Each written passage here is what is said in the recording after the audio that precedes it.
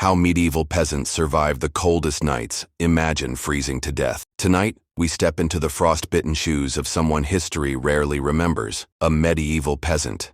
It's cold, bitter cold. There's no electricity, no heating, no comfort, just a thatch-roofed hut, your aching body, and a long night ahead. So get comfortable, dim the lights, and let your imagination guide you back nearly 700 years. We're about to explore what life was really like when surviving winter was a daily battle.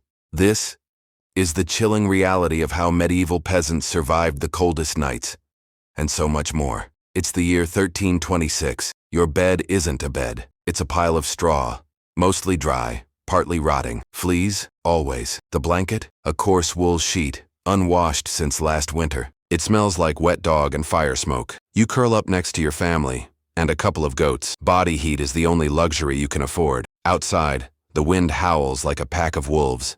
The wooden walls creak. Your breath becomes visible. Inside the house, the temperature, below freezing, and yet you're not even surprised. This is just winter. Calling it a house is generous. It's a single room with no chimney. Smoke from the hearth curls into your lungs before escaping through a hole in the roof. There's no insulation, no glass windows, just wooden shutters and cloth. Your floor? Dirt, sometimes mud. Your kitchen? A corner? Bathroom? A bucket, if you're lucky. Everything, and everyone, sleeps, eats, breathes, and exists in this one cold space. And when the fire dies, you pray the embers last long enough till morning. Fire is everything. Without it, you're dead. But firewood isn't cheap. It's time, energy, and risk. You head into the forest dodging wolves, wild boars, and worse, gamekeepers. Because collecting firewood from the Lord's land, that's theft. You could be punished, even executed for trying to keep your family warm. But you take the chance anyway. Because freezing slowly is worse than being caught. Once back home, you build a small fire in the hearth. The smoke stings.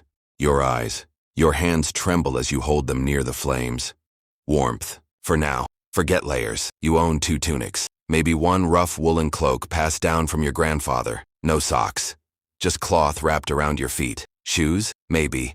Leather scraps tied with rope. Children sleep in their day clothes. No. One undresses at night. It's too cold for that. Sometimes you even sleep in pairs. Not for love. For survival. You're always hungry. But in winter, it's a special kind of empty. No fresh crops. You eat what's stored. Dried peas, lentils, onions, salted pork if you're lucky. Mostly it's pottage, a thick soup of whatever's available. And bread, dark, coarse, heavy. Vegetables, rotting. Meat, rare. Milk, only if your goat hasn't frozen to death. You eat beside the fire, not for ambiance, but to keep your fingers from going numb. The worst time of day, night. The fire fades. Your body aches. You hear the wind. Outside and rats inside. You wrap yourself in the only blanket you have, curling tighter. The straw underneath crunches and shifts. You close your eyes, but sleep comes slow. You pray for morning, and hope it comes with all your fingers and toes still attached. No one survives winter alone. You rely on neighbors to share food, share warmth, share warnings. Sometimes entire families gather in one hut, sleeping like sardines to trap heat.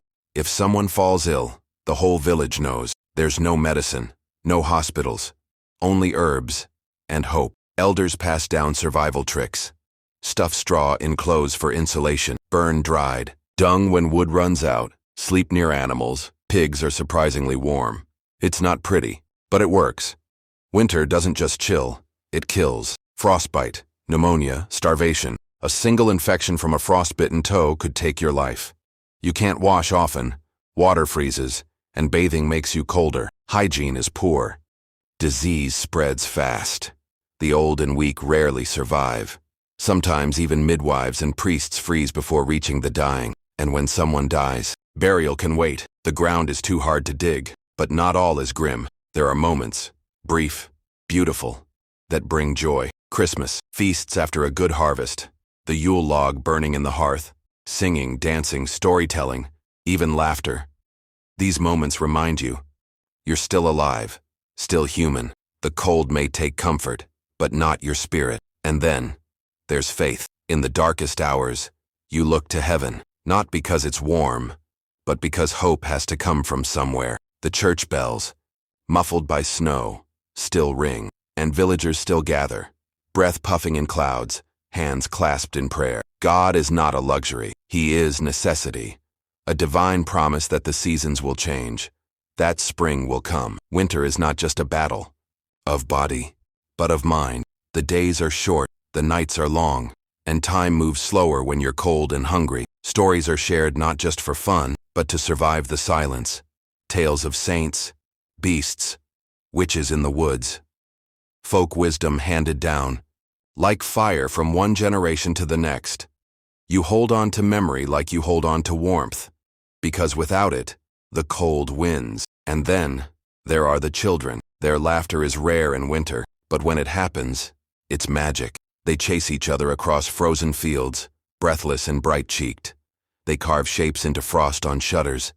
They huddle by the fire, wide-eyed as a grandmother spins a tale of dragons and snow spirits. And, though their feet are bare and their bellies growl, they dream of spring, of warmth, of something more. Spring always feels like a myth, until one day, it's not. A drip from the roof, a patch of green through the snow, the first bird call, and then the thaw begins. Boots crunch through softening mud.